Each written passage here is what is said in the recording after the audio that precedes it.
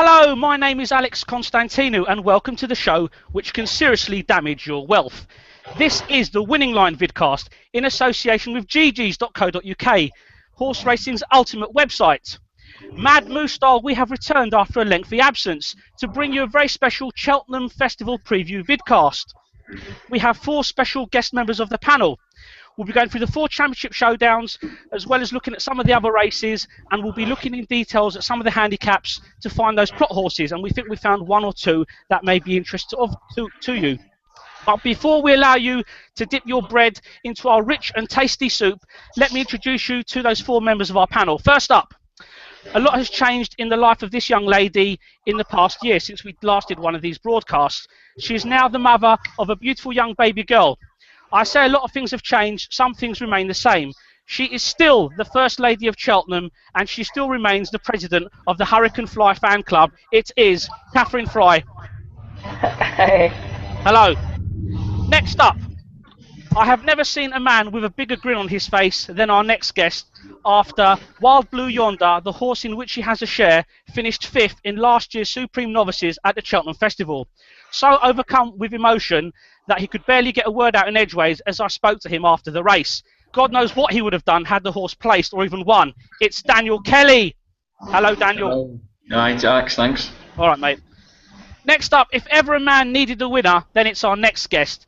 He has dipped his hand into his pocket to pay out big styley on a new web server for ggs.co.uk. Now, for those of you with a brain the size of a pea, that means you can now download pages on his website as fast as Usain Bolt runs the 100 metres. It's the head honcho of ggs.co.uk, Matt Bisogno. Hi guys. Hello, hello. Now finally, we haven't got him on the video link, but that doesn't really matter. If it's winners you want, then there's only one man to follow, and it's our final guest. The proof is in the pudding, as they say, and our next guest was leading the Racing Post Knapsfield for the flat season for much of it until he was pipped to the post in the final furlong. Ladies and gentlemen, I bring you Rory Delaghi. Good afternoon. There we go.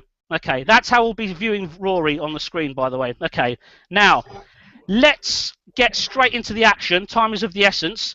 We'll start with the what should we start with? We'll start with Tuesday and with the Champion Chase. No, not the Champion Chase.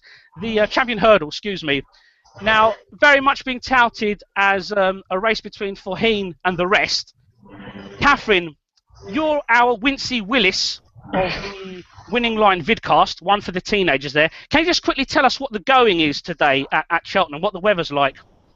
It's dry but overcast, Alex. Dry but overcast, okay. Yeah, some sunshine this morning. Had a pretty heavy rain shower in the early hours of yesterday morning, which I think Cheltenham reported. I think they got 4 mil. Okay. I think Rory walked the course last week, didn't you, Rory? I did, yeah. I walked it on Wednesday after the weights lunch. And what's your take on it?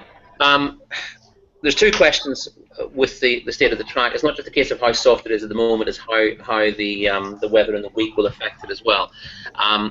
What I noticed particularly was that the grass cover is not fantastic in places. Obviously, taking a bit of a battering this winter. There hasn't been much mild weather, so limited new grass growth, which means that the track is bare in places.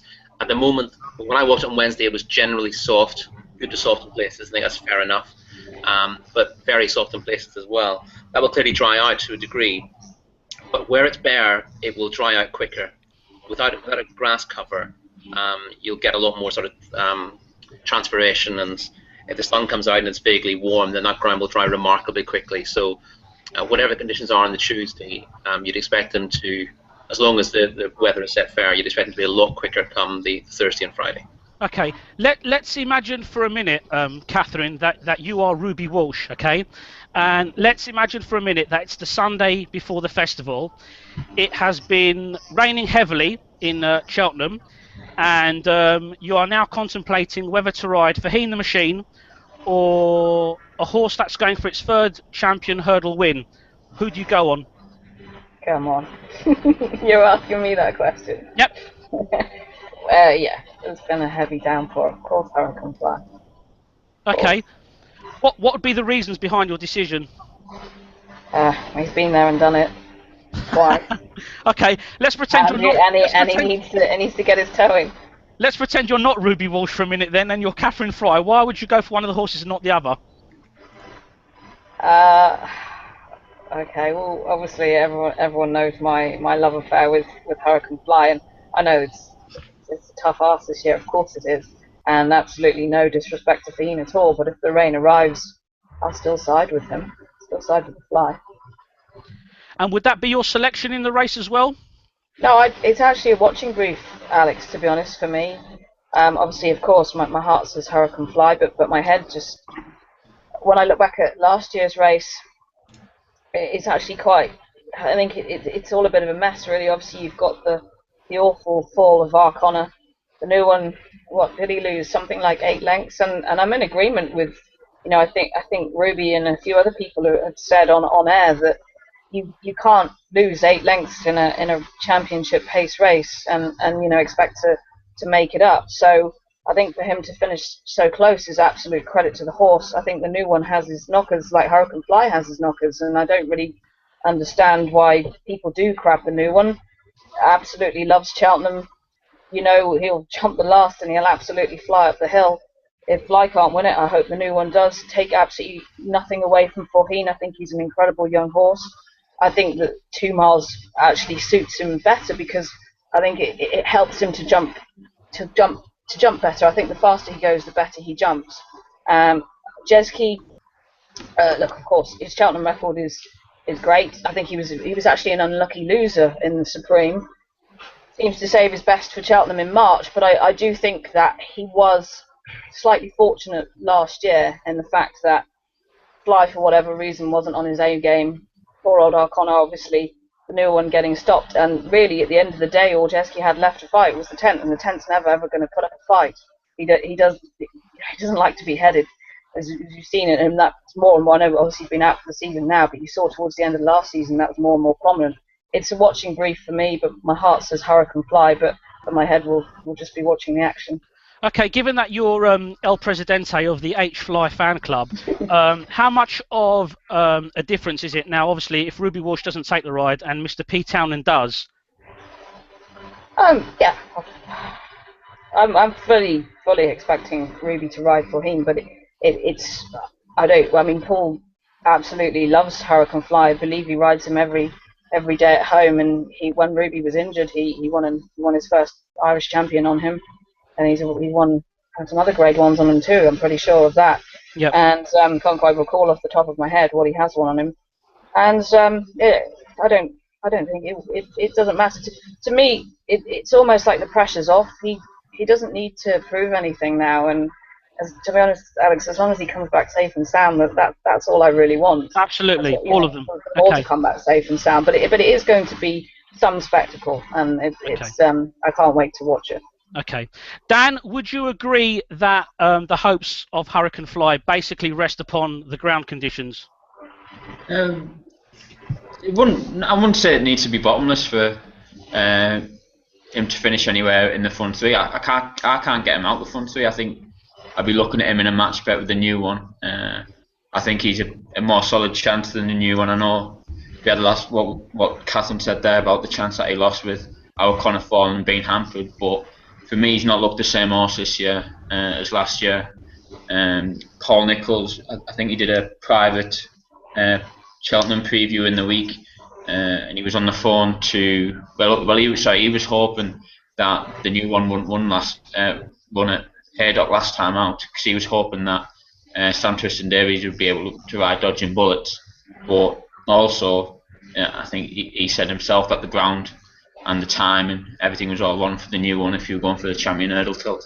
And I'm in agreement. I didn't like his attitude throughout the majority of the race. Yeah, he did get on top late on and he was coming away, but he doesn't jump as fluent as he used to. He hits a flat spot, and I think he'd be benefited from some sort of headgear, but I think there's a chance that come the business part of the race on Tuesday, I think the new one will dog it personally, and okay. I'll be looking at Hurricane Fly in a match bet against the new one. Do you want a sneaky 20 quid with me? Go on, what odds? Well, 20 quid you just said, didn't you? 20 quid. I just said whoever comes. Even money. I'll hedge somewhere else. But yeah, go on. Okay, fair enough. Good, we're on now. Interestingly enough, just looking at my little chart here, 3 of the 4 of you, although we'll come to the others later, are tipping Faheen to win this. You included, Dan. Why is that then? He's just a class above. Jezke's not the same Jezke without Barry Geraghty. AP McCoy's the greatest jockey, but doesn't mean that he's the greatest for every single horse out there. And Jezke and AP McCoy just not meant to be. As I said about New One, got doubts about him. Faheen's just going to make call, and he's not going to see another rival. The only other horse I can see put up to him would be Bertimont. Now, I think there's more chance of Bertimont trying to pick up the pieces and try to go with Faheen from the flag fall. Okay, Bertimont's 100 to 1 at the moment. Would you agree as well that Ruby Walsh, he's a master tactician when he front rides, isn't he? Yeah, he's just a master tactician, period. He does. He's not only a front runner as he did with Nichols Canyon in the Royal Bond. You only have to look at the way that he rode Thistlecrack, I think, a couple of weeks back at Ascot when he came from last and won. So you can do an eye on everything. Okay. Matt, before I begin with you, let me just do this. Because I gather you're holding a very tasty 8 to 1 anti-post slip on Faheen. Yeah, I am, and obviously I'm happy with it, as with every bet at the festival and every bet anyway. It's all about the value proposition, and 8 to 1 about, I guess he might be 6 to 4 in the morning, could be even money depending how the early races go on the day. It's a cracking value proposition. It's not going to make me rich or poor, let's say that, but I made the bet straight after Punchestown when he demolished Valser Lido et al. People are crabbing his form, saying it hasn't worked out. I think that's a bit harsh for a couple of reasons. Firstly, he's won 3 Grade 1s on the bridle. Secondly, it's not really his fault. He can only beat the horses that turn up, and he smashed them into the ground. Thirdly, I think the form of a race like the Christmas Hurdle, Purple Bay may not be the best horse in the world, but he's a fully reliable yardstick, and he beat him silly. I'm with Dan. I think he gets out and stays out, and I don't see which way he goes. He's the future. Neptune winners, Hardy Eustace and Isterbrak went on to be multiple champion hurdlers, and I think Jezke, his form this year's in defeat was not as good as his form in defeat last year. Certainly the last run was pretty disappointing, even though he did Horlicks the last. Hurricane Fly, he's a fantastic animal, isn't he? And I hope he makes the frame, but surely he can't win on top of the ground. I'm against the New One like Dan, and that makes the market for me. I think if they go 6 to 4 on the day, I think there's still a soupçon of value in that, because I do think Faheen will win this year, and I think he'll probably win next year as well. Okay, I should add that you told me in an email to back him as if he's the Messiah if he's 6 to 4 in the morning. So I shall remember that on the day. Okay, Rory. Now we've mentioned Faheen and some of the other protagonists. Is it basically a 4-horse race this, and none of the others should really play a part? Probably is on the day, yes. I think Kitten Rock's an interesting one for next season. Okay. This might come a little early. I think Kitten Rock is one who, if you are looking for a bet for next season's festival, which a lot of people do, he's worth thinking about, worth keeping an eye on, because he was a youthful juvenile last year. He's improved again this season, but he hasn't had a test like he's going to get in the Champion Hurdle. It's probably too much for him in the short term, but it will aid his development. And I think if he runs respectably, he's going to improve a lot more than 1 or 2 of these. The New One's already hit his peak. Hurricane Fly surely can't keep going on next year. Faheen's the obvious one to keep going, but Kitten Rock, you'd probably get 50 to 1 about him for next season's Champion Hurdle, and that makes a degree of appeal. Not so much for this year, although it's the kind of horse you could throw a couple of quid at it at 40 or 50 to 1. He won't be outclassed, and you can argue that there's holes in several towards the head of the market, but I don't think there is with Faheen.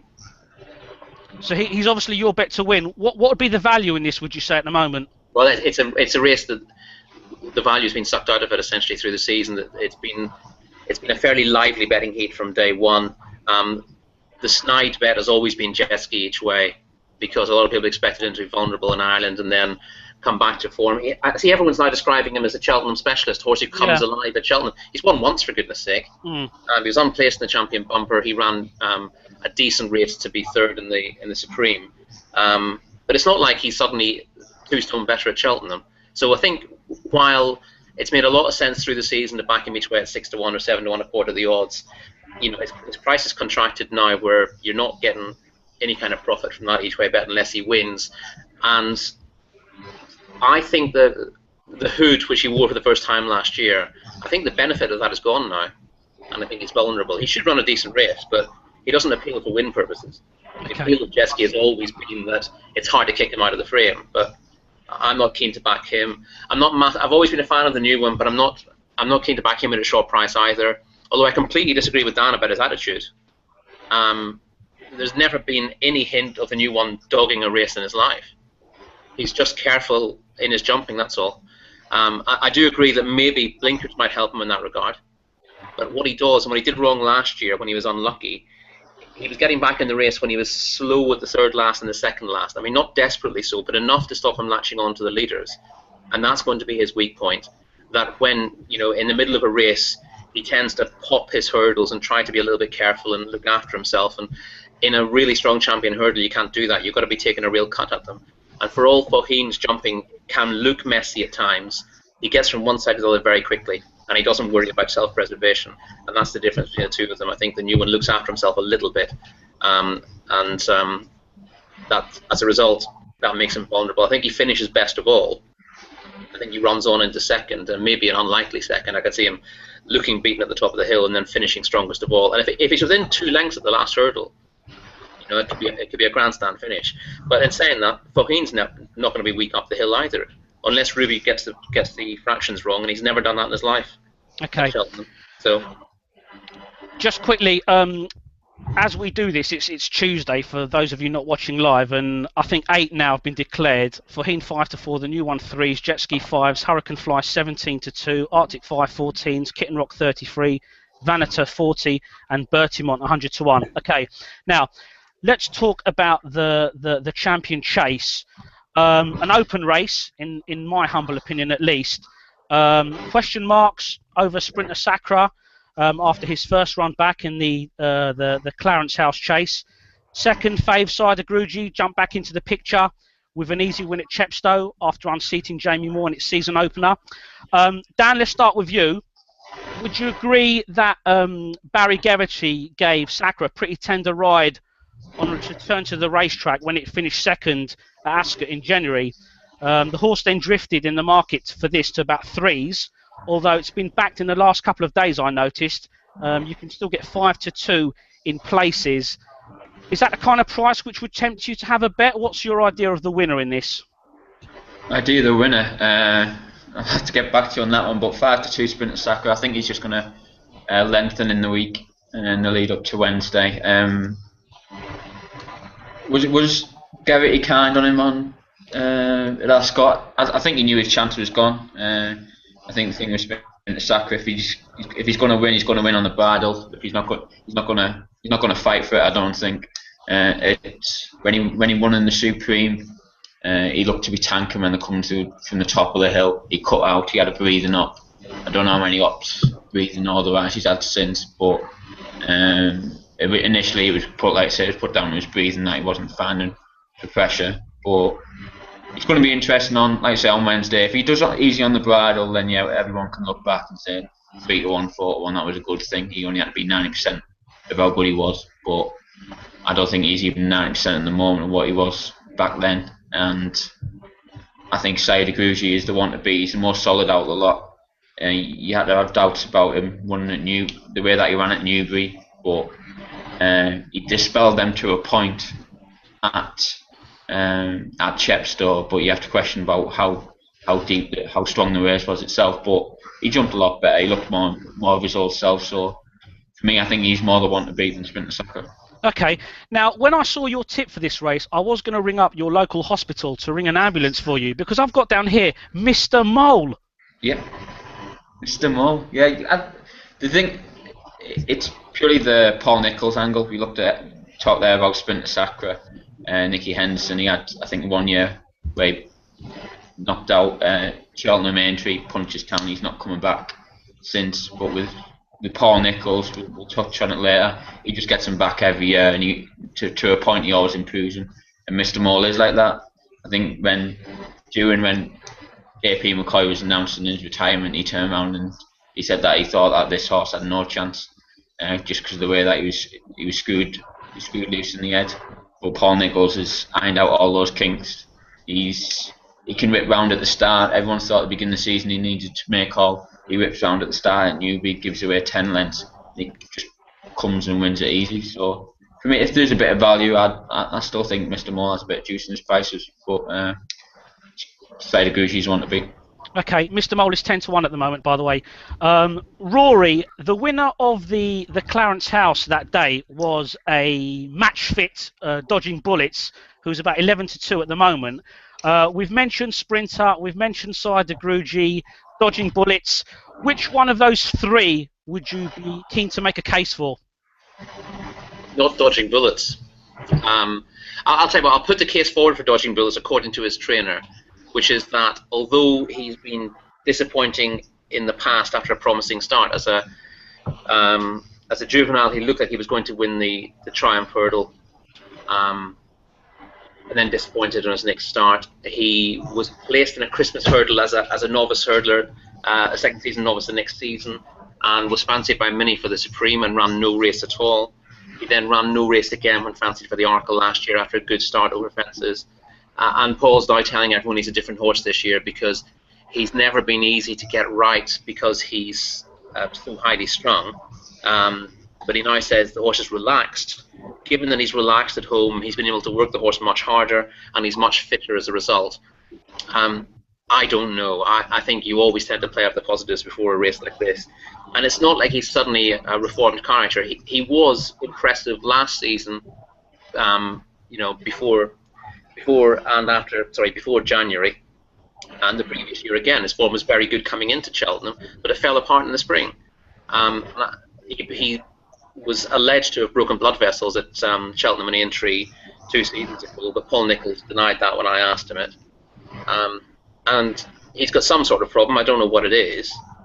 Paul reckons he's got it fixed, but then he would do, wouldn't he? He's a fancied horse for the Champion Chase. He's not the type to play it down. So I'm not a fan of his because of his history, and he did win the Clarence House well, but Sprinter Sacre was there for a run. He was fit enough in terms of whatever work he'd done, but he was very short of match practice, and Barry Geraghty rode him with a view to looking after him. If he kicked him in the belly at Swinley Bottom, I think he'd have won that race, but they didn't want to get to the bottom of him. They were worried that a hard race would knock him right back to square one. So I expect him to turn the tables. I know you can argue all day about whether Sprinter Sacre has gone at the game completely or whether he's about to come back to his very best, and more people would go with the former. But I do think the vibes have been good for him from Seven Barrows. I don't listen to all the hyperbole, but the thing that interested me most about Sprinter Sacre when I went to Nicky's media day was he said that he'd give the horse 10 days off after the Clarence House and he immediately put on condition. And I don't think many people read anything into that, but I'm inclined to. I think if he was a horse who was soured by the game and really did have deep-seated problems, he wouldn't have recovered quickly from that run. I think they'd have struggled to get him back. And yet, within a couple of days, he was putting on condition and he was thriving physically.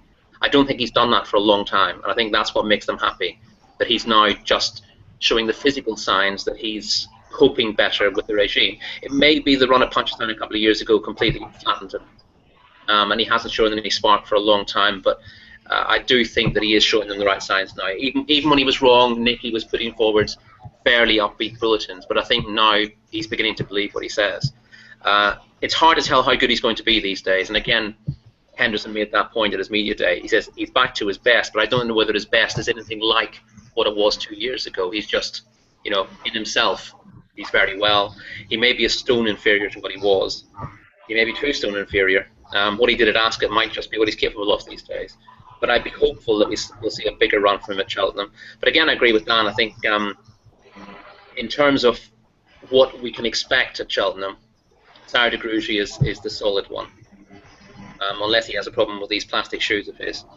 What he did at Chepstow, I've got no qualms in saying that was an excellent performance, because I actually fancied the runner-up that day. I thought, given what he'd done at Newbury, and he needed a confidence booster, I thought Grey Gold is a soft ground Chepstow specialist, very solid handicapper, and he put him to bed in no uncertain terms. I know that Far West didn't run his race, but that's an irrelevance if you can at least hang the performance on something else. And Grey Gold definitely ran his race, ran well, and Sarah de Grugy absolutely stuffed him and jumped brilliantly, which he didn't do at Newbury.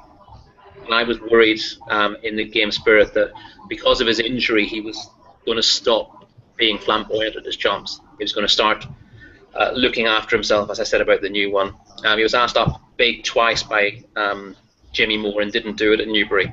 And I was thinking, well, a lot of horses who've had minor injuries like that, even though they recover from them, they don't necessarily show the same freedom of movement that they have in the past. But he was definitely back to his best at Chepstow. The only worry with him is whether that extra run that they weren't planning leaves him a little bit flat. But he's always thrived in his racing, and I don't think that'll be an issue. So he's the one to beat. He should be favourite. But what I would love to see is Sprinter Sacre back to something like his best, so those two can fight it out. I'd love a photo finish either way with that pair, and the rest of them a fence behind. Sorry, Rory, go on. You go on, Rory. That was my final word. Okay, just a quick question. Would you agree that the media have overplayed the whole bleeding issue with Sprinter Sacre? It's been overplayed. It came up in another preview last night. I don't know whether the media have made a song and dance about it. I think Nicky Henderson was happy to quote the vet who looked at Sprinter Sacre after Ascot and said he had a low-level bleed. It'd be interesting to know how many horses would have a low-level bleed after a race like that. I would say quite a large proportion. I know Gary Moore said yesterday, or the day before, that once they start, if they bleed a little bit outside, they're bleeding a lot more inside. But that really, you'd need to know the vet and know exactly what the extent of that was. But a lot of horses, break small capillaries or just get a bit of a nosebleed, and there's a little bit of blood, and that's it, and there's nothing more to it.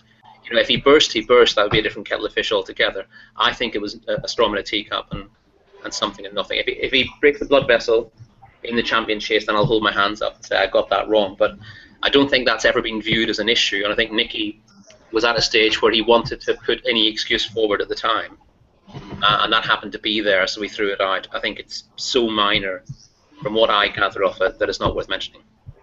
Okay, let's take that as your final word on the race.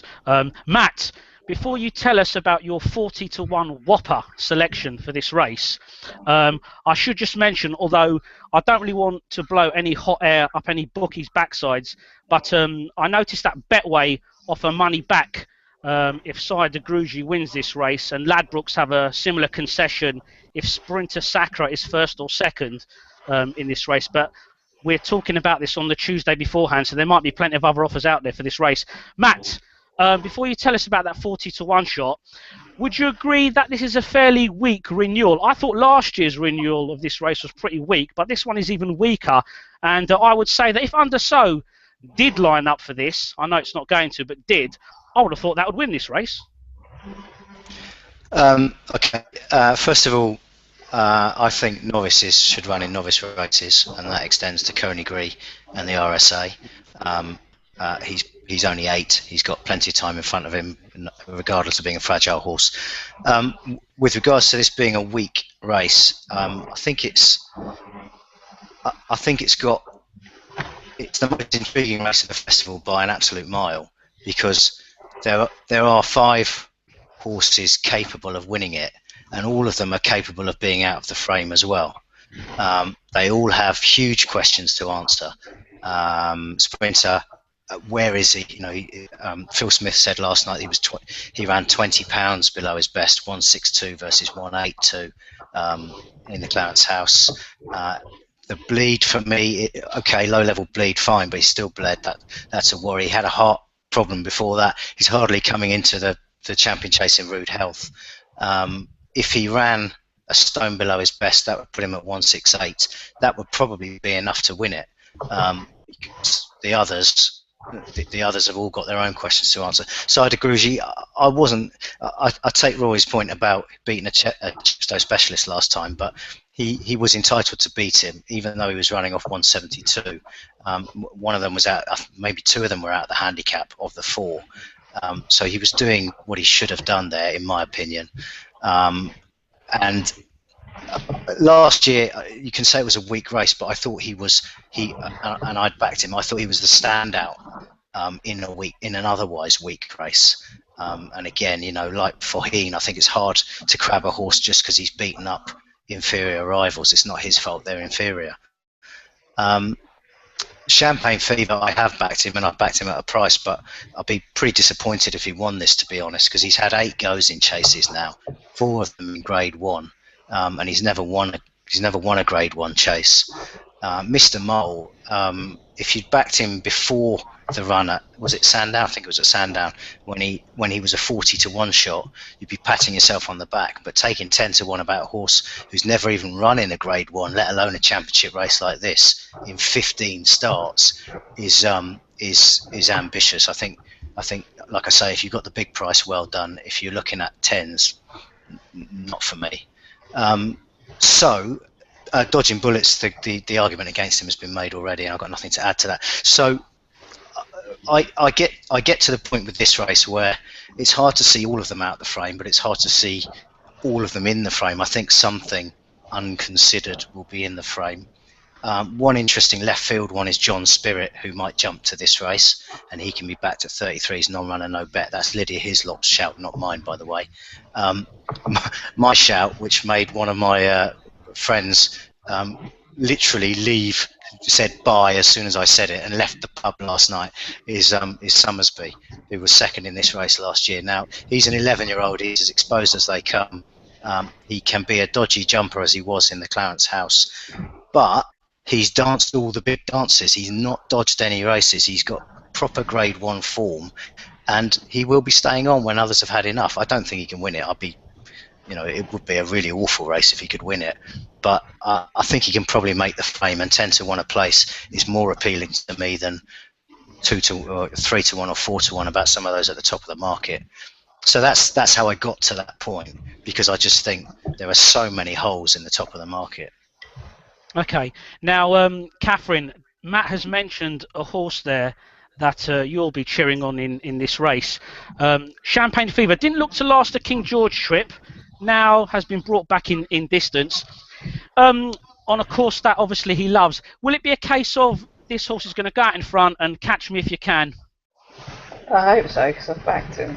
I've done a bit of a U-turn where Champagne Fever is concerned, actually, because I always thought that Champagne Fever would turn out to be a Gold Cup horse, and I thought that we would sort of see that in the King George, but I had to admit that it does look as though he doesn't stay. So I was kind of scratching my head after that, thinking, well, what is it? Because you look into his pedigree, he's actually bred to be a staying chaser. He's from the family of like Andy Pandy and Belmont King and Presenting Forever, I believe.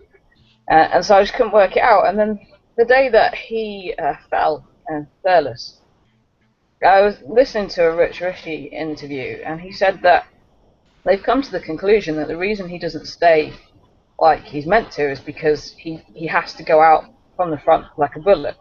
I thought, okay, I can kind of subscribe to that view as well.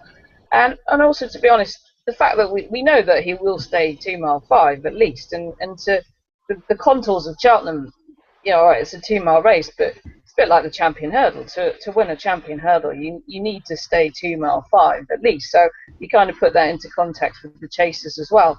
But I think he can win it. I think last year's Queen Mother was the worst Queen Mother I've ever seen in my life, and I'm taking nothing away from Side of Grugy, who was a deserving winner, but he was the best horse in the field, so he should have won. But it's the placings of Summersby and Module that just have me shaking my head, really.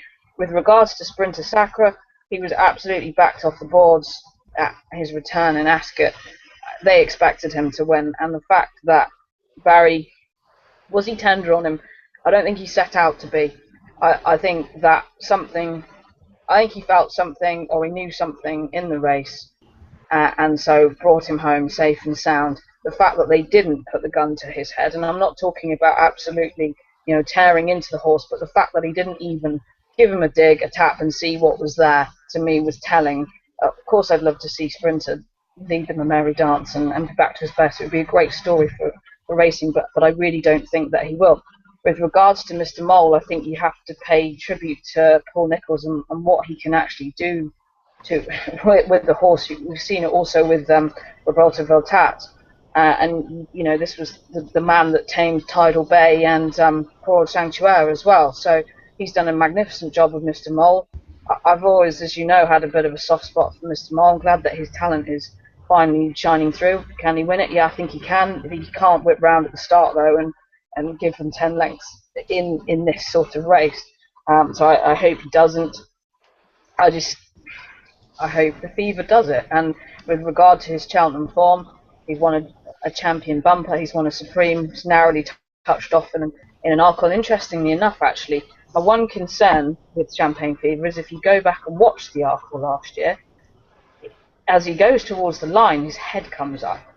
I haven't seen any evidence of that so far since, but it is one concern of mine. We know that Willie doesn't really like to reach for the headgear, so I can't ever imagine anything being deployed on him.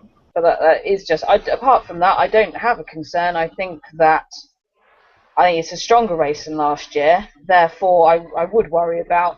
To me, Sada Grugy never looked right at Newbury. I thought he actually looked a little bit lame behind, to be honest. He wasn't jumping fluently at all. Jumped much better at Chepstow.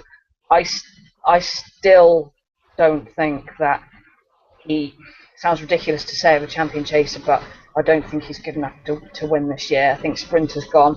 I think you're going to see a new name written on the list. Okay, Champagne Fever currently best price 6-1. Now, Matt, let's spend the next few minutes having a ggs.co.uk love-in. Perhaps you could tell us what people can expect to find if they point their browser to your website before and during the festival. Yeah, sure. Well, a very few minutes because there's much more important things to be talking about, like where the money should be going next week.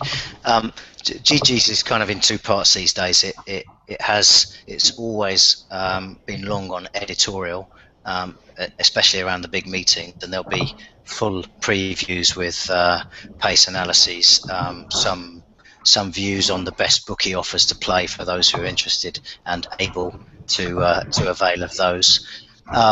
And more recently, of course, we've introduced the gold functionality, which is race cards, some premium tips, which have done very well, pace analysis for all UK and Irish races, form profiling tools, form filtering tools, reporting, lots and lots of data at your fingertips within the race card itself. And that all comes with a 10-day free trial. I know some of the panel have looked at the content, and I know one of the panel is a subscriber. Yeah, I mean the easiest way to find out what's in there is to try it for yourself. If you go to ggs.co.uk, top left there's a button called GG's Gold. Click on that and help yourself to a 10-day trial. If you get stuck, give me a shout. It's we think we're doing something pretty special. We're confident that our race car provision is the best in the UK, and I don't say that lightly.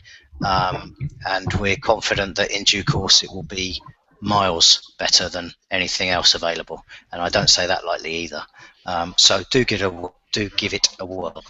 Okay, there ends the advertorial. No, very good. Just quickly, will you be doing a Cheltenham Festival competition? Because you're obviously looking at the 2013 champion.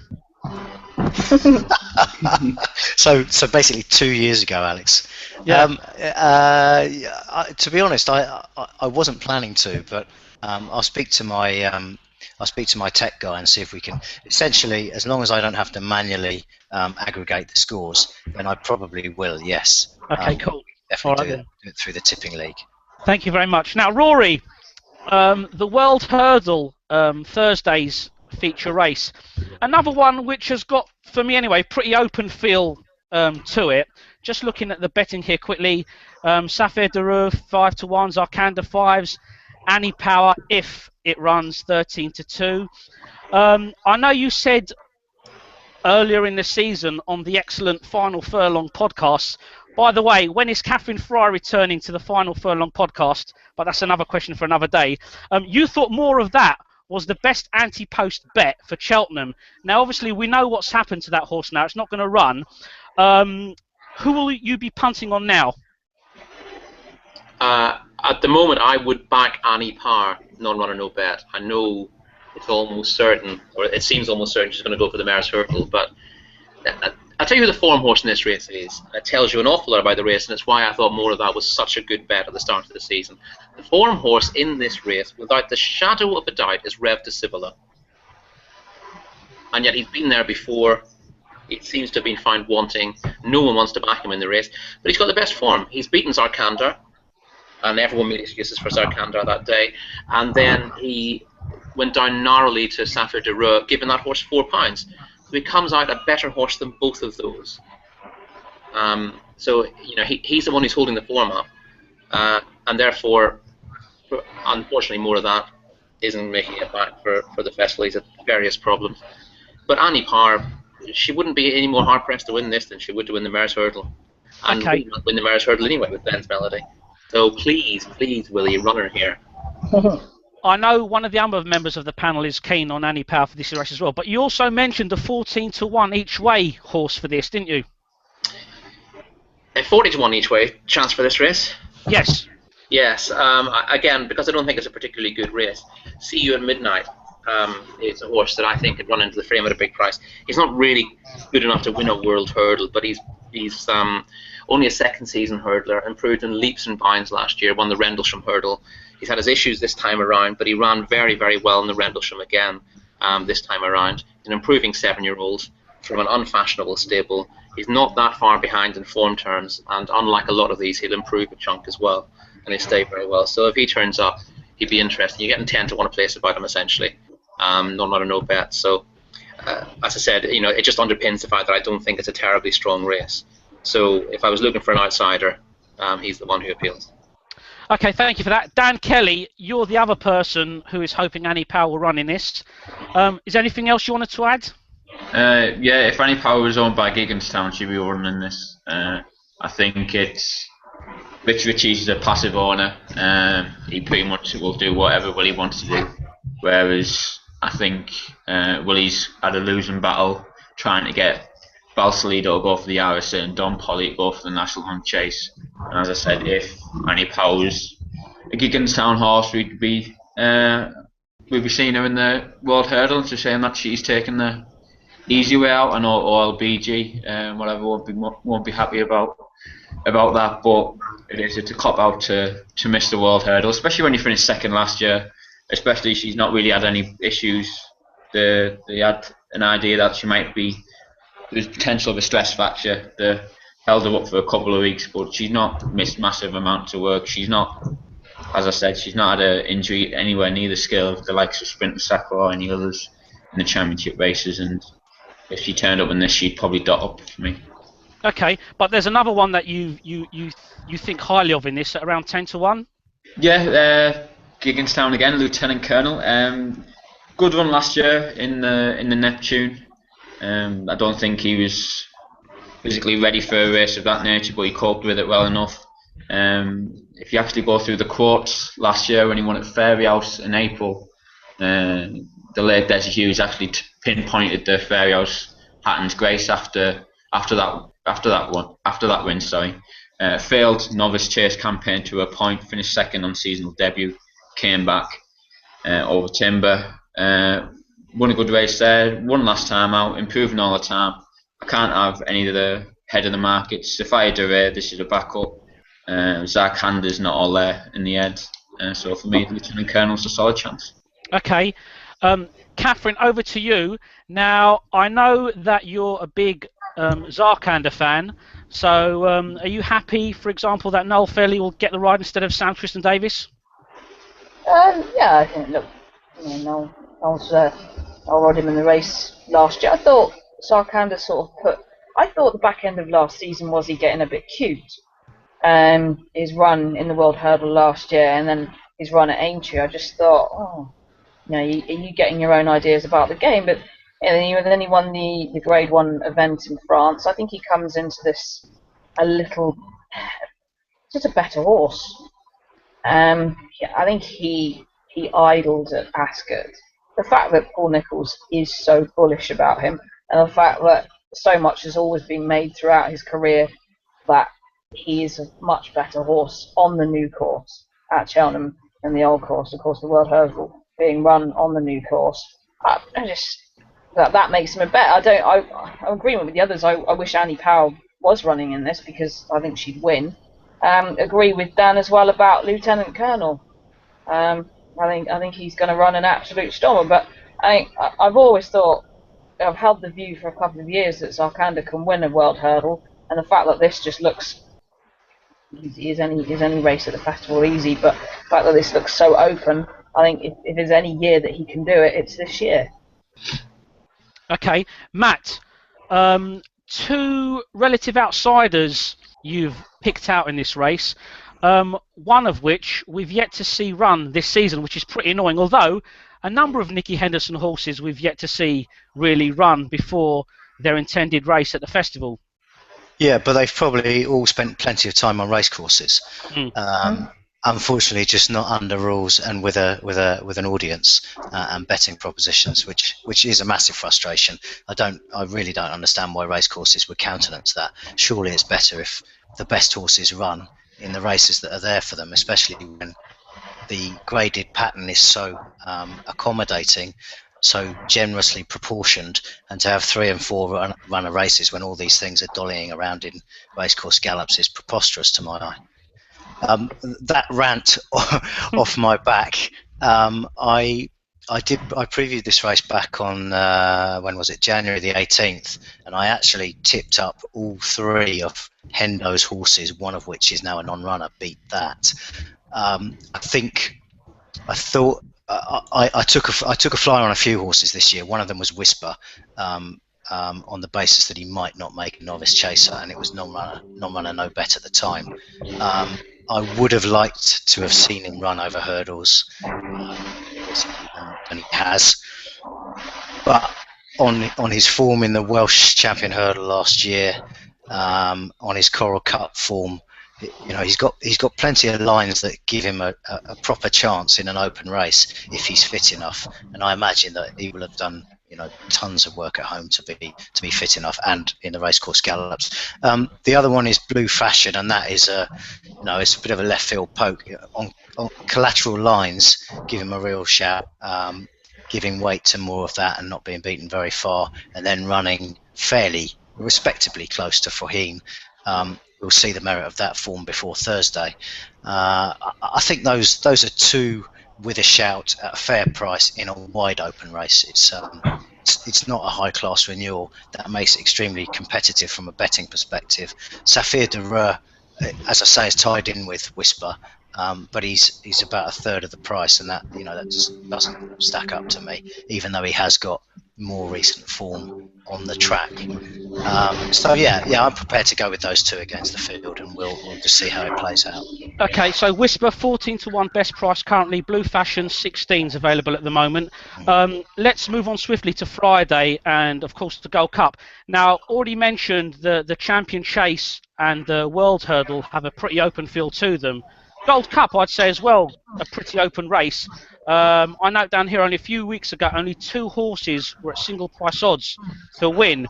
Now, Matt, let's start with you, because I mentioned that you had a tasty anti-post voucher on Faugheen. Now, you're holding another one at, I believe, 92-1 for £10 on Many Clouds. I've actually got 2. I've got 10 quid at 92s on Many Clouds, and I've got £11.76 at 70 something on Carlingford Lock. Well done. With two complete crapshoot flyers on second season chasers out of the RSA, and I've been very lucky so far.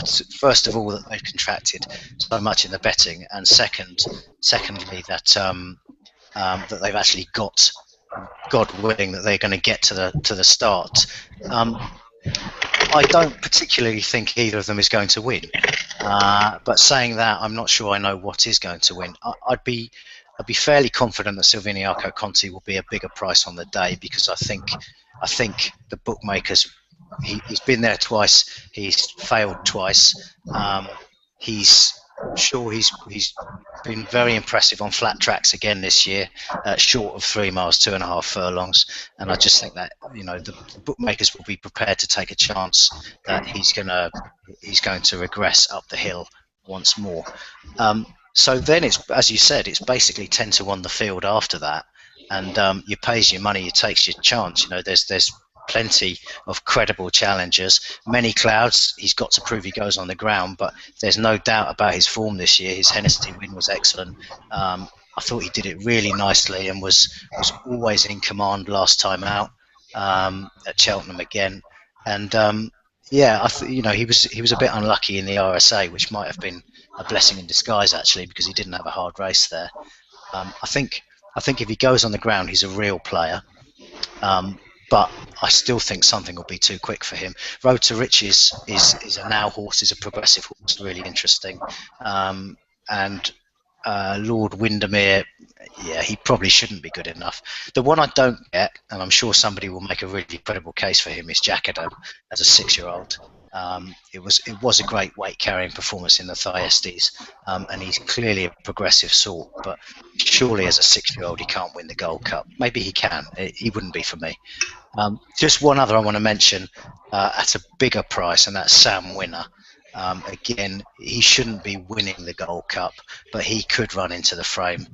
He's got some pretty solid form, and we know he stays. So I'd be hoping that Many Clouds does the business, because I think he's a proper likeable horse for a proper likeable trainer and jockey.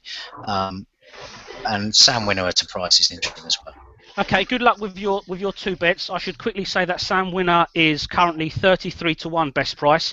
Yep. Before we go to you, Catherine, just to say we're looking for a sponsor for these vidcasts, and I'm just going to have a sip of my tasty Coca-Cola Zero. Hold on a minute.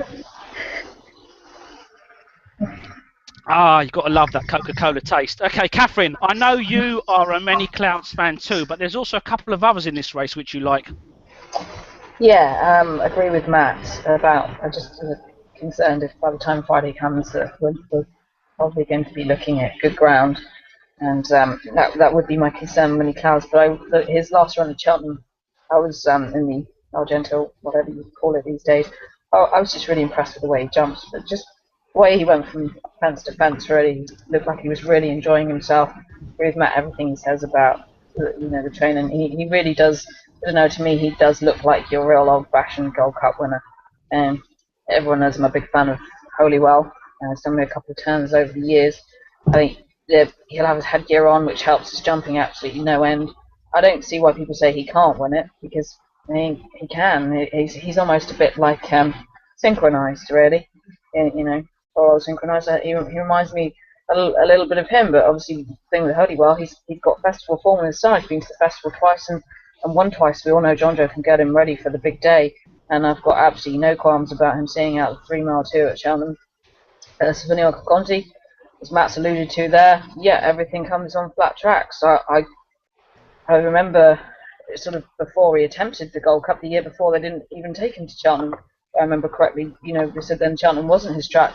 I don't think it is his track, so the fact that he gets to a certain point in the Gold Cup running so well, you have to give him credit for, but he's not going to come up that hill after, he's going to be wandering around like a drunk, like he was last year, and no, nobody wants to see that. But it's the Gold Cup. Dan, that was a swipe at you there. No, wasn't that? You don't see that on Saturday. Yeah, there wasn't a drunken rant last night, was there, Dan? Or was I? No, it's good. It's good. Yeah. Unless I was in bed too early, I missed it. No, I cannot see Silviniaco Conti winning a Gold Cup. If the Gold Cup was run at Kempton, of course, but it's not. It's run at Cheltenham. Boston Bob, people laugh. I could see him filling a place. I think though he's going to be rerouted to the Ryanair, and I don't think you can't leave last year's winner out. I know he is a bit of a head scratcher, but he's been there twice, and done it twice, a bit like Holywell. Maybe Okay. I called him a fortunate winner of the RSA the year before, but he certainly he battled last year in an. You watch the end of last year's Gold Cup again, and you don't know where to look. It's the most bizarre thing. You've got Silvino Conti absolutely off his head with tiredness. You've got the three of them drifting all over the shop, and then Bobsworth doing something really obscure, like spooking on the line, almost in the place where Daryl Jacob had that awful incident off that head case for horse that I can't remember. But yeah, so to me, I don't have a massive view on the race. I hope Many Clouds wins, but I wouldn't fall over in shock if Lord Windermere regains his crown or Holywell wins. Okay. Dan, over to you. Now, I believe you've highlighted a horse which, of course, may or may not run in this. Tell us more. Yeah, Cornigree, I know what Matt said about earlier. Novices running in open company, but for me, Cornigree, I'd much rather. I think you'd have a great chance in an open Gold Cup than trying to serve up to King's Palace, who pretty much like dodging bullets hasn't done it in the spring yet, or Don Pauly in the RSA. I think Cornigree is going to get possibly an easier time of it up front. His Gold Cup was the Hennessy Gold Cup next year, but they messed that up by winning the Denman Chase. I think he's rated 166. He's now the highest ever rated novice, which Phil Smith's had his hands on. So he's worth his chance. He's going to get, like as I said, I think he's going to have his own time up front. He jumps well. He jumps like a seasoned pro. It won't bother me whatsoever if Nico Boinville's on it and he can't claim his £3. Both get on well together. He's got form at Cheltenham. He disappointed. We didn't see him last year, sorry, due to an injury. I think it might have been a snick of a tendon or something on those lines. But he has come back better than ever. He's always up to chaser. Made for Cheltenham, and I think at a double-figure price, yes, it is a novice in open company, but I think he's well worth his place in this field. Okay. Yep, Rory. Now, before you mention your fancy for the race, just give us your view quickly on Lord Windermere and whether you think that he can successfully defend his title, given that the record of horses trying to do just that is, well, pretty pants over the last few years. What do you make of Lord Windermere's chances? He always runs better at Cheltenham than he does at home, and I wouldn't be at all surprised to see an upturn in his form. And he actually ran well for a long way at Leopardstown last time out. But Catherine's touched on the fact that last year's Gold Cup was just a bizarre race. The horses were diving this way and that in the run-in. And again, Catherine alluded to the incidents with Daryl Jacob on Port Mellon, where the horses has jumped the corner of the rail onto tarmac and into a cameraman, which is the kind of incident you'd never expect to see. It was almost as if there was an electric field running under that part of the track. I mean, the horses were behaving very erratically for no obvious reason, and it created a terrific finish for the Gold Cup, but any one of 6 horses go in at jumping the last, and that's a sign that it's not a high-quality renewal. So Lord Windermere could win it again, but I think it's fairly unlikely. I don't think there's any value in his price.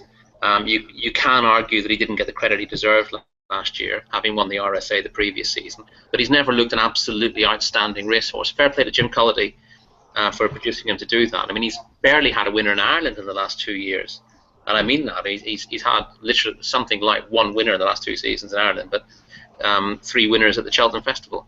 It's absolutely bizarre. I couldn't have him in the Gold Cup, really, although it does look an open race again. Okay, and your selection? Well, Road to Riches. Road to Riches, yeah. There's 2 horses I'm interested in the race, Road to Riches and Jacadam. And while Jacadam could do with a little bit more experience, I've been very impressed with Road to Riches this year. I'm convinced he's a fast ground horse, and he hasn't really had that. He won very impressively at Down Royal, and people knocked holes in the form. And then he came out and he won the Lexus. And I think the way he won the Lexus, for all it didn't look hugely impressive, I think he did it despite the run of the race rather than because of the run of the race, and he was strong at the finish on ground he wouldn't really have liked, which suggests that 3 1/4 miles on good ground at Cheltenham will sit him down to the ground. He's a sound jumper, he's still improving. The interesting thing about this is you speak to a load of trainers about their hopes in the big races, and they all tend to be really bullish. And Noel Meade, every time someone speaks to Noel Meade about Road to Riches, he tips something else in the race. Oh, Savini Aquaconti is going to be very hard to beat, or he'll take the favourite or the second favourite out and big up their chances rather than talking about his own. But I like him a lot, and Jack Adam was my idea of the Andy Post non-runner no bet pumped in this race when the firms initially went that way back in January, because he was going to run in the Thyestes. He either didn't win that and wasn't going to run in the Gold Cup, or he won impressively and would be a much shorter price, and he did the latter. I like him an awful lot. I think he's a very, very good horse. He might just need an extra season. He's only a 6-year-old, but 6-year-olds have a better record in the Gold Cup than people give them credit for. Long Run, of course, won it as a 6-year-old. We were told he couldn't win it at his age. You could go back a fair while before that. I think Millhouse is probably the previous 6-year-old to have won it, but there have been plenty over the years. And if you look at the Gold Cup's history, the younger horses tend to have a much better record. The idea that you're better waiting another year with a 7 or 8-year-old doesn't always bear fruit. And for that reason, I'd be reasonably keen on Coney Gree running in this. Although I've got a feeling that they might not run anywhere at Cheltenham. I think they might decide that they want to go to the Gold Cup this year, but if the going comes up quick on the Friday, they'll probably take him out. Bear in mind, Coney Gree should be a second season chaser. He doesn't have a great deal of experience, but he's at that point in his career. The horses who are favourite for this race are contemporaries of his. They're not older horses. They're not horses who've done things that he hasn't. You would like to have seen him had another 1 or 2 runs over fences just for experience. But I wouldn't condemn the Bradstocks for running him here. I think it's the right decision. Okay. Let's move on to the handicaps before we look at some of the other races, the Arkle, etc. Now, interestingly enough, when I asked you all for your handicap best bets, 2 of you went for one particular horse. Catherine, let's cut to the chase here. The best handicap bet of the meeting may well be in the last race of the entire meeting. Eastlake. Correct. Tell us more. On that, Catherine, I think we got a tweet yesterday from Rob Haywood where he said, "Dangerous putting on a JP jumper at Christmas because it won't be off again until March." That was what was said yesterday. So I think that alludes to what horse we're talking about, doesn't it? Yeah, I think obviously the Ascot run was. We know he liked to Cheltenham. I think the Ascot run was eye-catching in itself, and but then there was sort of something odd that went on with his. So he got dropped 5 and then put back up 5. That's correct, isn't it? Then after that Ascot run, which you don't see happen too often. Even with that, I'm quite happy with the weight that he's got. Whilst we're on handicaps, I've had a few little nibbles at horses in handicaps. Savello in the county hurdle, and Cause of Courses in the National Hunt Chase. Just waiting to see where they place Del Arca and Goodwood Mirage as well. Wherever Goodwood Mirage goes, I want to be on his side. Mirage can't win because John Joe tipped it up at the Cheltenham. Oh, that did put me off slightly, actually. Yeah, did that, and he said he was tempted to run Tack into Soy in the festival plate. I didn't take any notes. of that. Way, and they're clearly just nonsense. So. Yeah, I was reminded of it was a bit of crack last year about Holywell's too high handicap mark. Yes. I'm sure he was having a good old chuckle to himself about that quip. No, he only just holds himself back from bursting out laughing every time. But yeah, no. I was delighted to see when the emails came through yesterday that Dan had put Eastlake in his handicap as well. I know you're a fan as well, Alex. Yes, big fan. But before we go on with that, just because the time is of the essence, Dan, you're also big on Eastlake. One thing we should mention, we're talking about the Grand Annual, by the way, in case you don't know.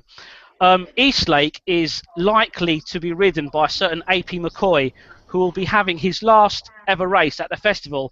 Now, all I'm saying here is that racing is a pretty sentimental sport, and let's not say too much here, but I could see Eastlake being given a fairly easy ride in the race, and it wouldn't surprise me if McCoy on his final ever race at the festival is in the top 3 at least. Now you can get 16 to 1 on this animal at the moment, if McCoy rides, of course. You can get non-runner no bet. 16 to 1 if McCoy rides on the day. Nope, it'll be much less than that, maybe 5s or 6s, which for me rates a cracking anti-post bet at the moment. But let me keep my trap shut, because I'm just the eye candy on this panel, and let the professionals tell you more about the horse. Dan, tell me. Well, I think you said it there, probably inadvertently, about easy rides. That's it, really. It would be a nice send-off for AP McCoy to win it on his last. Are we suggesting the Grand Annual's bent? We're live at the moment, Rory. So let's just leave it that it has an interesting ride. All in I'm the race. saying is that I'm outraged by the very suggestion. Okay, fine. Whilst we're on that, in this vein, if we could just go to the attempts as well.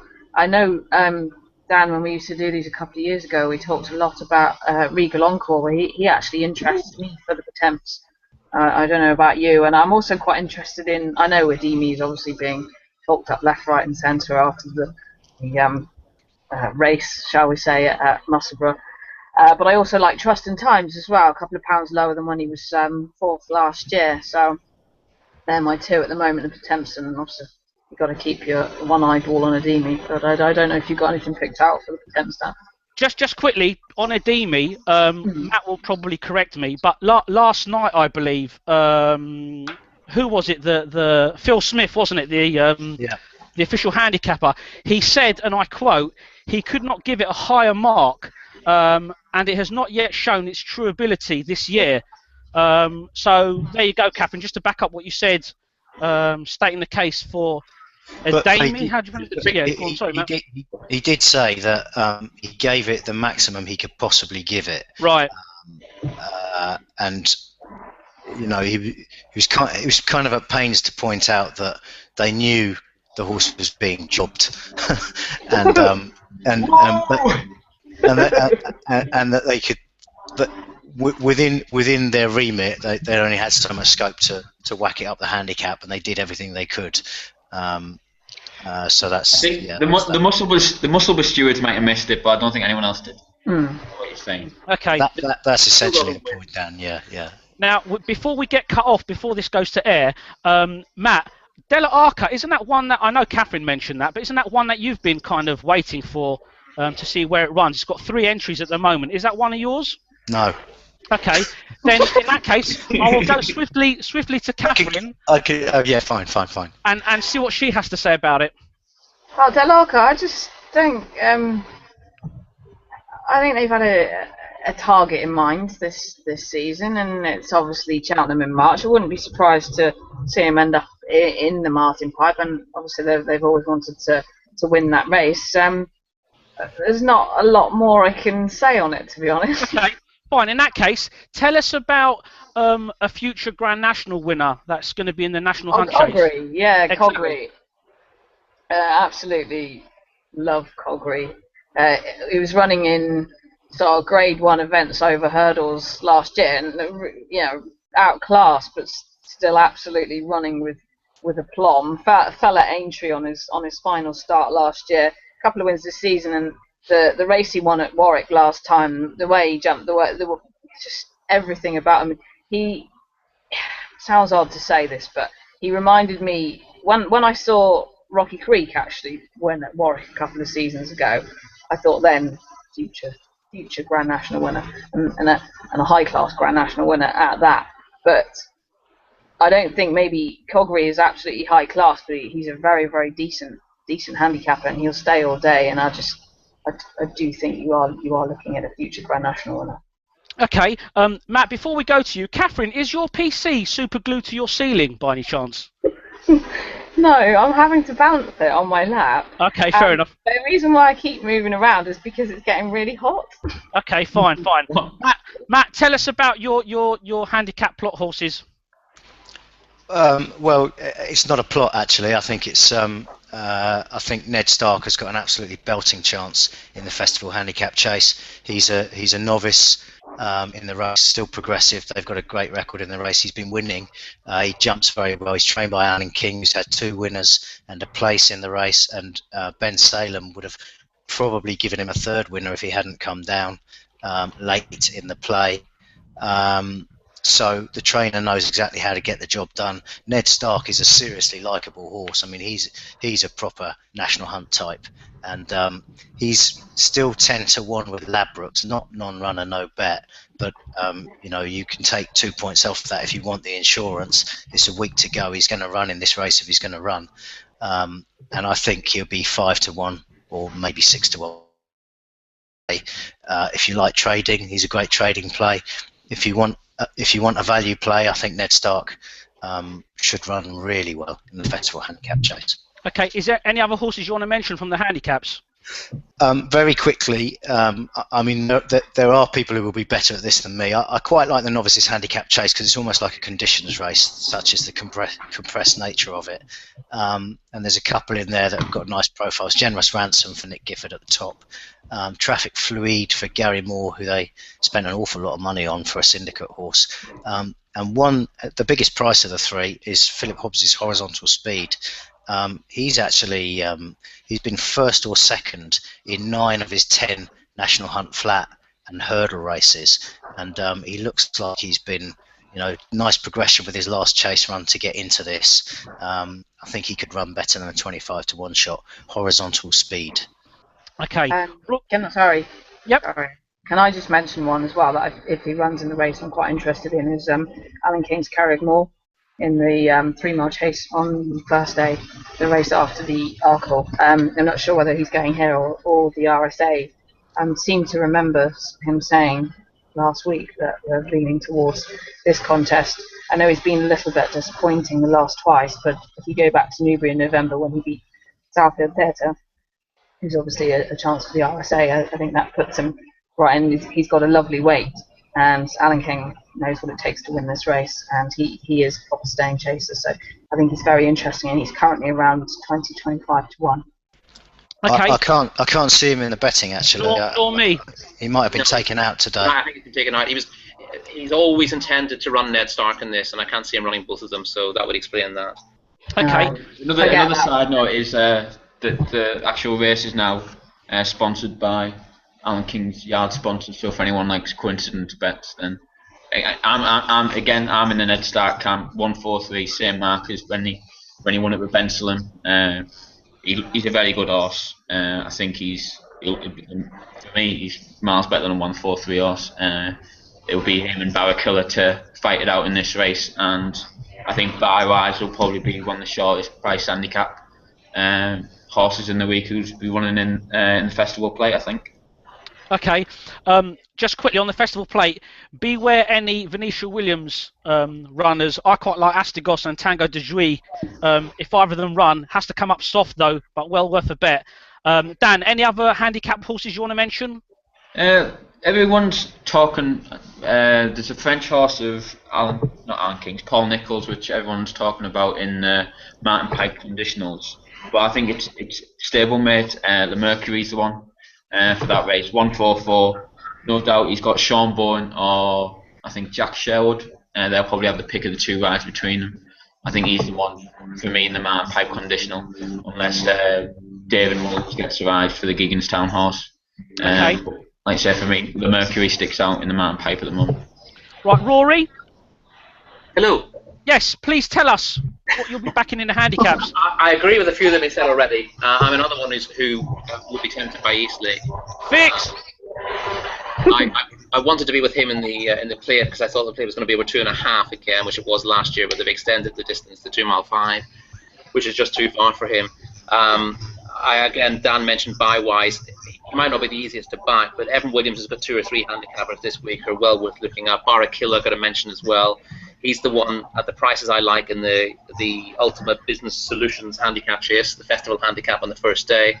But I do respect Ned Stark. I think Matt's spot on with him. He's almost certain to start favourite. He's an intended runner. I see him being, as Matt says, a 5-1, 11-2 shot on the day. He's a very good jumper for a novice. He's got the perfect profile for the race. The stats boys will love him too.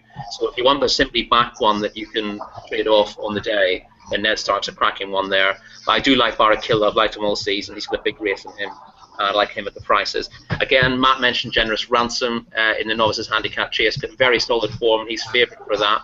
But the horse who finished third to him last time out, Irish Cavalier, is twice the price and has exactly the same chance on paper.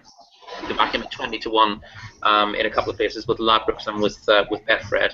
He deserves to be a lot shorter. Catherine mentioned that Cobbley's going to win the Grand National.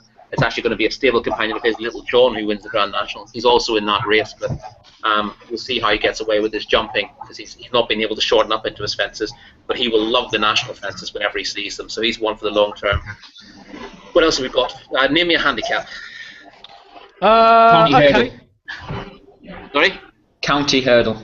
County Hurdle, I'm not getting involved in. It's an absolute Kim Muir. Kim Muir will be won by Clondon Knight. You can get 20-1 about him. He's the one I've liked for several months for this. And I hope he runs in the Kim Muir. I've tried to get a message through to his trainer to say, run him in the Kim Muir, please.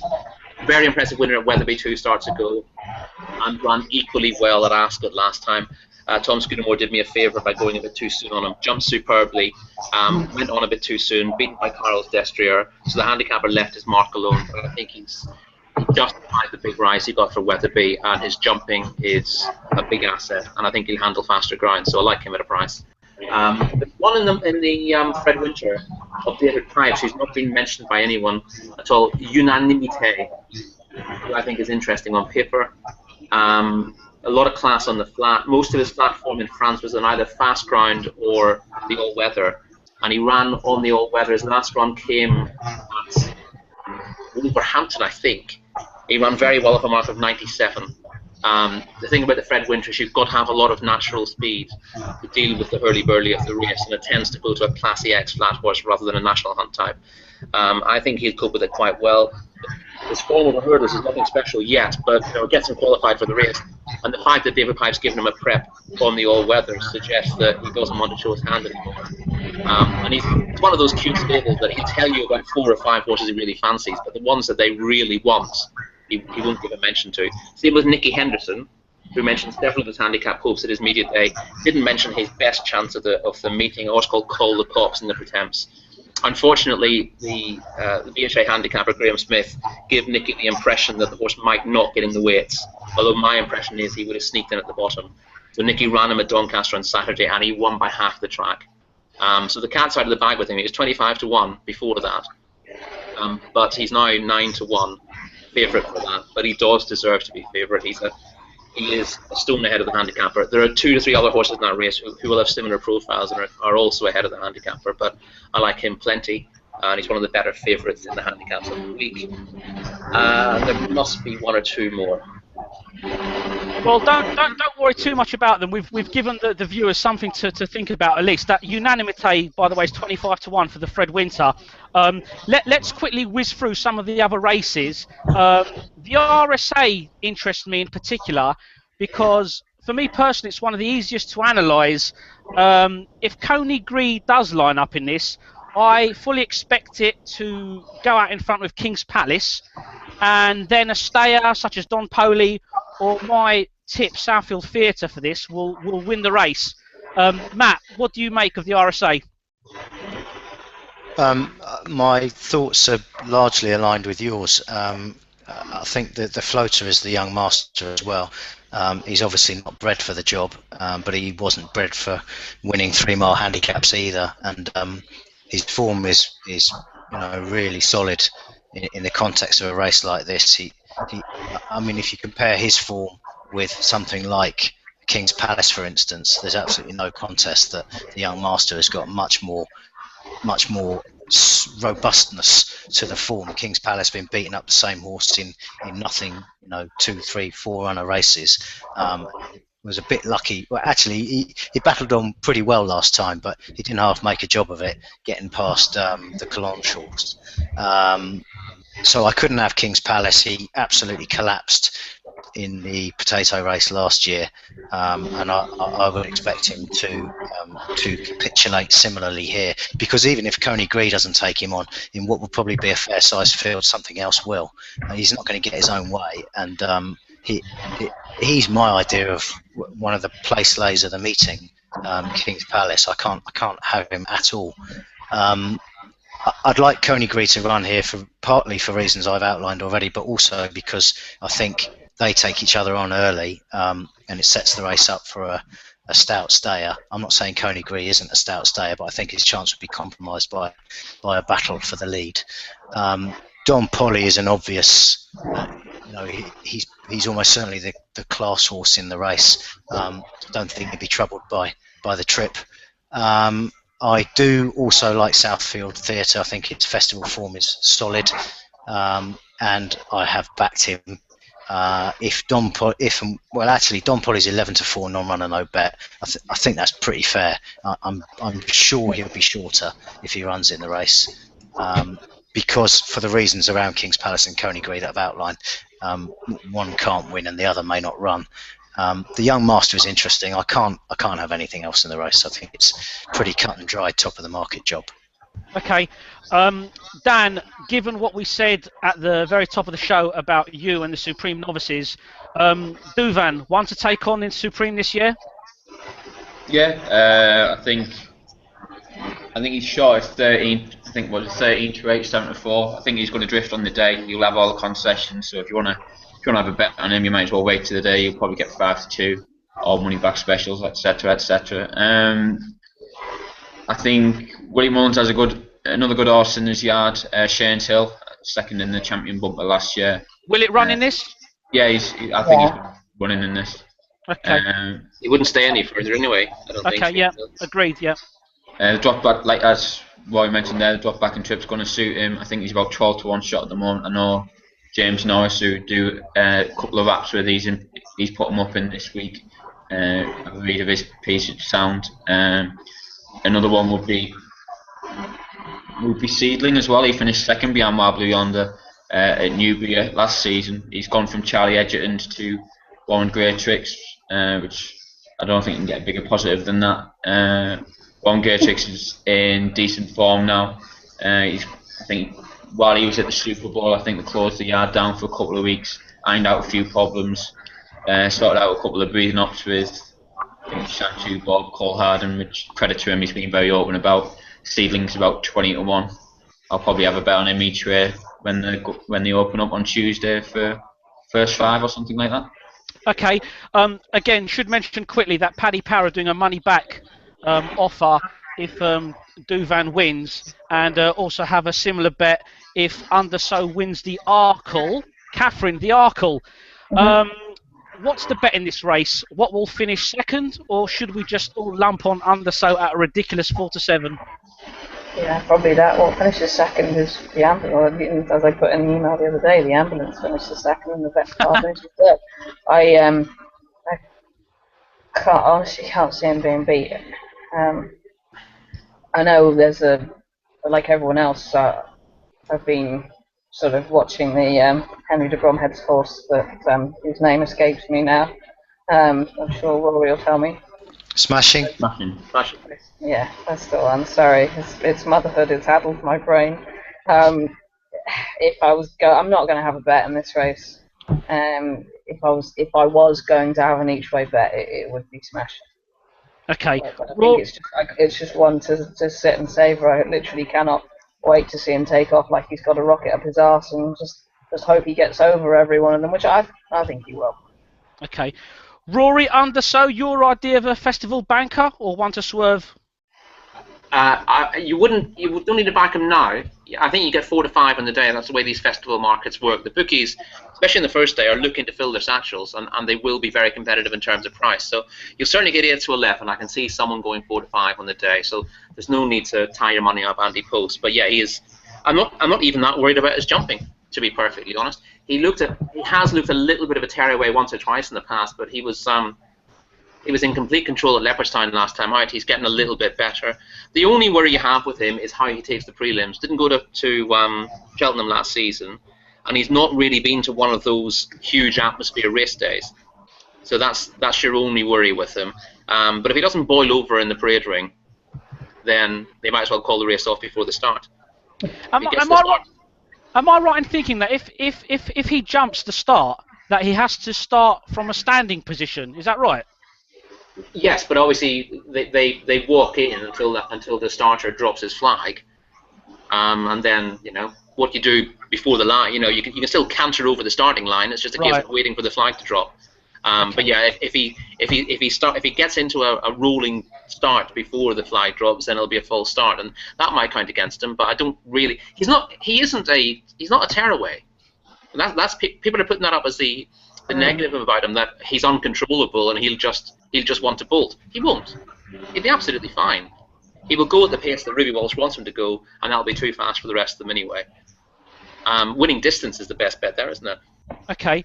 And presumably, what you said earlier, you'd be telling me that Annie Power is the one to be on. Okay, fair enough. The price might be a bit prohibitive, but certainly one of the ones that are going to win at the festival. Annie Power in the Mare's Hurdle. Yeah, the Mare's, yeah. Yeah, I hope she doesn't turn up, to be honest. I think that the bet there, non-runner, no bet, and the hope that she does a sparkling piece of work like now, and Willie thinks, do you know what, we should go for the World Hurdle. Polly Peacham, Nicky Henderson's mare. She's from the family of Denman. She's improved all the time. She went hurdling when she wasn't quite mature enough as a novice, which has done nothing but progress. And she won well here last spring. She got bogged down in heavy grounds on her last start and fell. But she was very impressive in a handicap at Wincanton before that, giving weight away to everything. That marks her down as about the best mare at this distance in the UK. So while Glenn's Melody's got exceptional form and she deserves to be favourite without Annie Power, I think you're pretty much guaranteed a big run from Polly Peacham. Okay. Glenn's Melody, I can't keep out of the frame in that race. Polly Peacham is 9s, Annie Power 4 to 6, Glen Melody's 4s. Matt, before we wrap up, are there any other races, any other selections you want to tell our viewers about? No, I don't think so. But what I would say is a few people have touched on the betting markets already, and that as the week progresses, come Friday, you'll be lucky to get a free pen from the bookies if you in terms of concession. But on Tuesday, it will be an absolute help yourself jamboree. A lot of concessions in the shops. Online will be mental. I'll be doing what I can to aggregate the best of them on GG's, but do shop around, because as the guys have said, that some of these prices that look really tight at the moment, they will loosen up in the mornings at least, and you'll for your £10, £20, maybe £50, you'll be able to get a concessionary price and maybe extra places and maybe money back if X, Y, or Z happens. On Wednesday, you might get a couple of those. Thursday, you might get one. Friday, you'll get nothing. So do take advantage early in the week. That's the message. Okay. Similarly with you, Dan, any other races you want to mention? Any other horses? I think Value at Risk is the one to beat in the Albert Bartlett. And what did you say will win the Ryanair? Okay. Ryanair, Rory, Don Cossack? Yeah, I've never really been a fan of Don Cossack until this season. Last year, and indeed the year before, he always looked good on the bridle, but waved the white flag a bit too easily at the end of his races. This season, he's looked a different horse altogether. He was very impressive in the Durkin. I know that race fell apart to a degree, but it looked like they were going to press him at the last, and he's come right away on the run-in. And it's a stiff enough finish there at Punchestown, and that made him look a different horse. He also would have absolutely spanked Champion Fever in the Kinloch Bray last time out. It was just coming to join him at the last, and he had him off the bridle and would have beaten him easily. So he looks a reformed character to me, and I see him being. We talk about Irish bankers, and everyone's looking at 4 to 6 and 4 to 7 shots. This is the horse the Irish will be backing this week. They'll be absolutely piling into him in the Ryanair. He'll go off very short. And Catherine, finally. Sorry, Alex. Can I just mention one horse in the Ryanair there? Absolutely. It was touched on by someone earlier. Actually, it's worth kind of underlining and highlighting. Boston Bob, who is a 25 to 1 shot for the Gold Cup, is also a 25 to 1 shot for the Ryanair, and it's non-runner, no bet. The Mullins Yard have got Bally Casey in the Ryanair, right, and he's he's no kind of horse when compared to the rest they've got. They've got loads of options in the Gold Cup. He could easily end up in the Ryanair. If he doesn't, you get your cash back. If he does, he's a 10-to-1 shot, and you're on at 25s. So definitely, Paddy's incidentally are 8s, and Victor's are 10s. Non-runner, no bet. So he's one of those horses where there's a massive divergence in the price in the Ryanair market on the non-runner, no bet, and it's a bet to nothing basically. It's in my opinion, all his best forms at 2.5 miles as well. So he's definitely worth a look. Okay, Catherine, finally, just tell us a bit more. You mentioned earlier about Cause of Causes, which I know you like in the National Hunt Chase.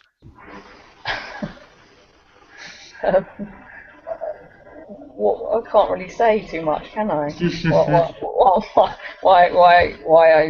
Why I like Cause of Causes in National Hunt Chase? I'll just go with the positive with Jamie Codd in the saddle now. Okay, fair enough. No, that's all right. Let us end then by putting together a life-changing each-way lucky 15 for the viewers. We may as well stick with you, Catherine. Give us your bet of the festival, please. East Lake in the Grand Annual. So East Lake currently. Yep, you can only have one. Okay, all right. Yeah, there you go. East Lake 16-to-1 Grand Annual. Dan Kelly. Oh, value at risk in the Albert Battler. Value at risk. Yeah. Okay. What price is that? Do you know? I think it was 10s last night. Lovely jubbly. Matt? It's a shorter price than the others, but I think Paint the Clouds in the Fox Hunters is a bet of bets for the week. Okay. It's 4-to-1.92. Rory? Clondon Knight, Kim Muir, 20-to-1. Okay. And I'm going to go for Southfield Theatre at 9s in the RSA Chase. Now, if that bet comes in, you won't see any of us ever again. If it doesn't come in, we may well be around for an Aintree vidcast. We may not. It's up for discussion. But in the meantime, many thanks to the 4 guests that we've had on the vidcast, and wish you all the best of your bets at the festival. Thank you very much for watching.